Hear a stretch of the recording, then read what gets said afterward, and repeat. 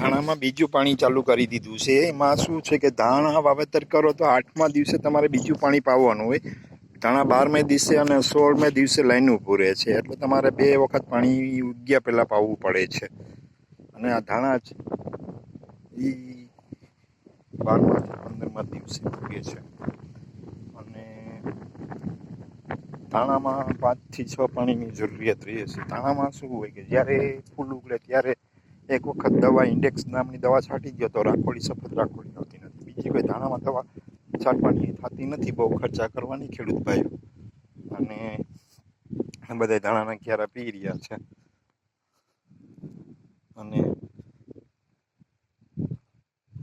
ધાણામાં બહુ ખર્ચો પણ નથી એટલો જેટલો ખર્ચો બીજા અન્ય પાકમાં છે. કે ચણામાં તમારે ઈયળની દવા છાંટવી પડે, એવું આમાં કંઈ છે નહીં.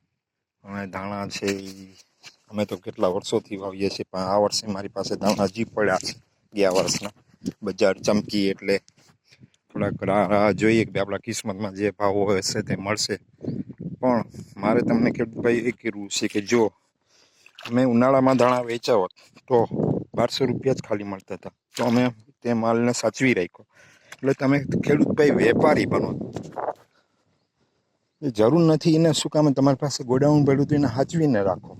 કોઈ પણ માલ તમે છે ડાયરેક્ટ વેચોમાં, જેને પૈસાની જરૂર છે એ જ વેચે. આ તો ડેરી સીધો માલ આવી યાર્ડમાં ઢગલો કરી દે. ભાઈ ઢગલો કરી દે એટલે ભાવ ઘટવાના જ છે. આ અર્થશાસ્ત્રનો નિયમ છે. પુરવઠો વધી જાય ને માંગ ઘટી જાય.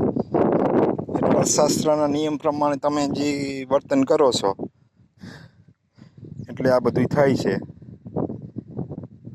એટલે પુરવઠો જળવાઈ રહેવો જોઈએ. અને મારું કહેવાનું એ છે કે ભાઈ તમે તમારો માલ યોગ્ય સમયે વેચો.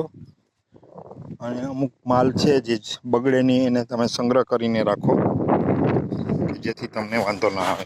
મારો વિડીયો ગમે તો લાઈક કોમેન્ટ શેર કરજો, ફોલો પણ કરજો ભાઈ. મારે 7000 ફોલોવર્સનો ટાર્ગેટ છે. અત્યારે મારી પાસે ખાલી 5000 જ ફોલો છે, એટલે મારે ફોલો પણ મને કરજો. જે મને ફોલો કરશે એનો થેન્ક યુ એડવાન્સમાં. આવજો.